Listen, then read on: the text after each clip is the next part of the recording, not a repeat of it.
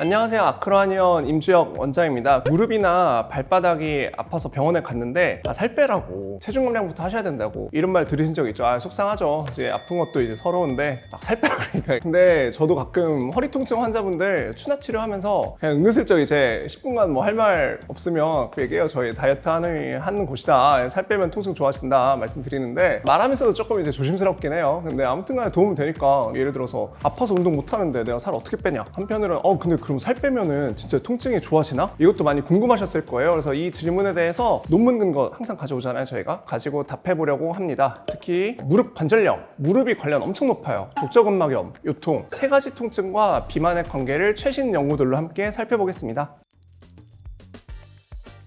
그럼요. 무릎은 체중 변화에 민감할 수밖에 없죠. 너무 당연한 거고 우리가 물리적으로 이렇게 생겼잖아요. 이렇게 축구공 있다 하면은 여기 젓가락 끼워놓으면 축구공 무거우면 볼링공이면 이게 더 부러지기 쉬우니까 우리가 걸을 때 체중이 1kg 늘어날 때마다 무릎이 견뎌야 되는 하중이 4kg래요. 거짓말 하는 게 아니라 일시적으로 그쪽에 딱 물릴 수 있거든요. 지렛대처럼. 내 체중이 5kg만 늘어도 무릎은 20kg짜리 20kg 얼마야 뭐 페트병 10개 넘죠. 그래서 이거를 짊어지고 걷는 셈이 되다 보니까 이런 부담이 수년간 쌓이면은 결국에는 관절염으로 이어지기가 쉬워요. 메타 분석 결과 보면은 BMI 25에서 30 정도 엄청 살찐 것도 아니라고 볼 수도 있겠지만 어쨌든 간에 과체중 비만이면 정상 체중 대비 무릎 관절염 위험이 2.5배 그리고 BMI 30 이상 비만이면 무려 4.6배까지 치솟아요. 그러니까 5배가 된다 살찌면 평생 유병률도 비만군이 거의 한 19.7% 정상 체중군 10.9% 그러니까 유병률 2배 차이 나는 거예요. 2배. 근데 여기서 한 가지 더 알아두셔야 될 게 뭐냐면은 비만이 무릎에 나쁜 거는 무거운 거 이상의 내용도 있어요. 지방 조직 자체가 염증 물질을 분비해서 연골 파괴를 가속화해요. 지난번에 저희 영상 기억나시죠? 염증성 비만. 비만으로 체내 염증이 증가할 수 있다는 내용이 있었거든요. 물론 이제 개 때문에 안 빠진다는 건 아니고 비만하면 오를 수 있다 이 정도 얘기. 어쨌든 간에 이걸 보여줄 수 있는 재미있는 근거가 있는데 체중이 거의 실리지 않는 게 손가락 관절이잖아요. 이거 체중이랑 상관없죠. 물론 이제 막 손가락 이렇게 하는 사람도 알겠지만 손가락 관절에서도 비만이면 관절염이 더 잘 생긴다는 연구 있었어요. 그러니까 무게가 안 실리는데도 비만은 그 하중과 염증 두 가지 경로로 무릎을 공격하는 거예요.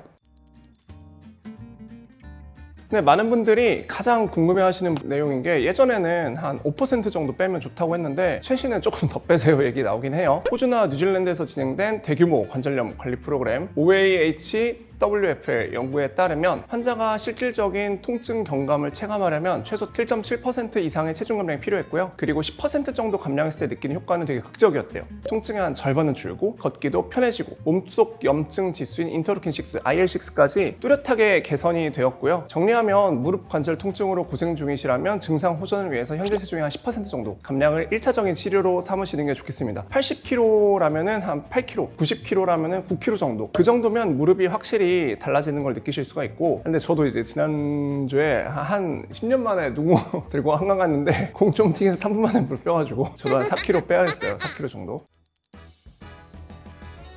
발바닥도 관계가 있는 게 아침에 일어나서 첫발 디딜 때 발바닥 찌릿하다면 족저근막염 의심해 볼 수 있어요. 이 질환도 체중과 아주 밀접한 관계가 있는데 BMI 30 초과 즉 비만인 경우에는 족저근막염 발생 위험이 대여섯 배 정도 5.6배 높아져요. 흔히 오래 서서 일하시는 직업이 발바닥이 안 좋다 많이 걷는다 이런 게 안 좋다고 하는데 오래 서 있는 경우에는 위험도가 3.6배 그러니까 비만이 5.6배 서 있는 것보다 살찐 게 더 위험하다는 거예요. 살찐 거 진짜 안 좋네. 이게 누른다는 것도 있겠는데 일단 물리적인 무게잖아요. 무릎이랑 비슷하겠는데 또 하나 염증성 반응도 있겠지만 체중이 늘수록 족저근막에 반복적인 장력이 가해져요. 물리적인 이런 장력이라는 거예요. 그러니까 마스크 있으면은 마스크 여기를 잡아당기면 줄이 끊어지는 게 아니라 여기가 끊어지잖아요. 거기가 족저근막 염증 많이 생기는 부위라고 생각하시면 되거든요. 반복적으로 장력이 가해지고 근막에 손상이 쌓이고 염증 물질이 유발되고 거기에 지방 조직에서 분비되는 사이토카인, 인터루킨6, TNF-알파 같은 물질이 손상된 근막의 회복을 방해하고 통증을 만성화시켜요. 참고로 족저근막은 이제 종아리 근육이랑 좀 비슷하게 이게 발바닥에 하면 종아리 이렇게 움직이는 거잖아요. 이렇게 움직일 때 앞으로 걸어갈 때 몸의 위치를 바꿀 때 이런 식으로 이제 움직일 때 이게 체중이 상식적으로 한 20-30kg 많으면 얘네들이 고생을 좀 하겠죠. 그래서 체중이 많으면은 안 좋다. 그래서 체중 관리와 함께 평소에 종아리 근육도 그냥 잘 푸시고 마사지볼로 발바닥 이렇게 돌려주시고 종아리 스트레칭도 같이 해주시고 종종 오시는데 족저근막염이 또 부위가 발바닥이라 치료받는 게 되게 아파요. 나중 가면 진짜 막 안 좋은 경우에 수술도 해야 된다는 얘기도 있더라고요. 살 빼는 방식으로 한번 족저근막염 해서 해보시고 막 1-2년 내내 달고 사는 분들도 계시거든요. 이 기회에 살 한번 빼시고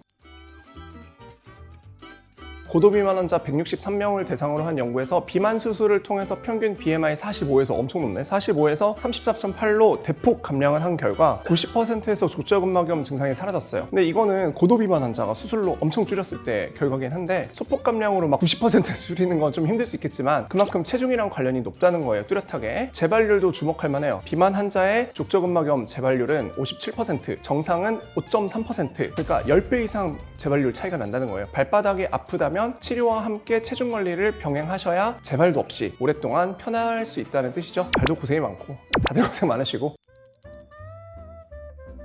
관계있죠. 비만은 척추와 디스크에 기계적인 압박을 더하고 또 지방조직 염증 반응은 디스크 퇴행을 가속화시키고 디스크 쪽에 염증이 자꾸 생기면서 퇴행이 일어나면 또 아프고 안 좋고 연구들을 보면 비만은 요통 발생 위험을 한 1.53배 정도 높이고요. BMI가 높을수록 만성 요통은 28%, 디스크 퇴행은 23%, 좌골신경통 33% 위험이 증가하는 경향이 확인이 되었습니다.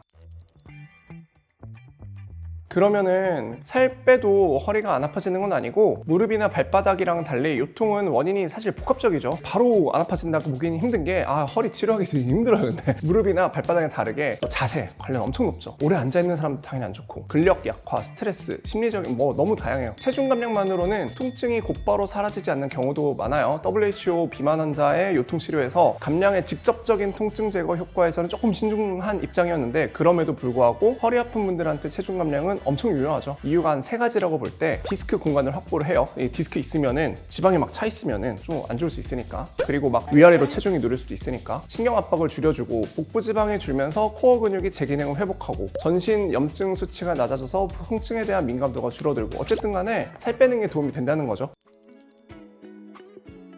이게 많은 분들이 가장 답답해 하시는 게 비만과 통증은 악순환이에요. 아프니까 안 움직이고 안 움직이니까 살찌면서 더 아파지고 수술하니까 살쪘다 이런 분들도 좀 계시거든요. 그래서 이 악순환의 고리를 끊는 첫 번째 단추가 체중 감량이라고 보시면 돼요. 운동을 물론 할 수 있을 때는 좋지만 운동을 하지 않는다 하더라도 살을 뺄 수 있다는 사실은 저희 환자분들 다 알고 계시죠. 칼로리 결핍을 적절하게 유도하면 되니까 식이 조절과 전문가의 관리를 통해서 먼저 체중을 줄이고 통증이 줄어들고 움직임도 편해지고 활동적이고 그러면서 운동 수행 능력도 좀 더 좋아지고 선순환으로 전환시킬 수 있다고 생각을 해요. 그래서 운동은 또 하나는 체중 유지할 때 진짜 큰 도움이 되니까요. 살 빼고 통증 줄어들면은 그 뒤에 이제 열심히 운동하면서 건강관리 잘 하시면 되겠습니다. 오늘 내용 한번 정리를 해볼게요. 무릎 관절염은 비만일 때 위험이 4.6%까지 높아지고 10% 감량 시 통증이 절반 정도 줄어요. 족저근막염은 비만일 때 발생 위험이 대여섯 배, 비만 환자의 재발률은 정상 체중의 한 10배. 요통은 복합적이긴 한데 그래도 재활이나 회복할 때 엄청 중요한 기반이 되고 도움이 되고 통증 줄이는 것도 통증이 있어서 운동이 어려우면 식이 조절이랑 저희와의 진료를 통해서 체중 감량이 악순환을 끊는 첫 단추가 될 수 있다고 생각을 해요. 근데 아픈데 진짜 살 빼라는 게 많이 서러우실 수 있을 텐데 아픈 것도 낫고 살도 빠지면은 그걸 건강해지는 기회로 잘 삼아보시면 좋겠습니다. 지금까지 아크로아니온 임주혁 원장이었습니다.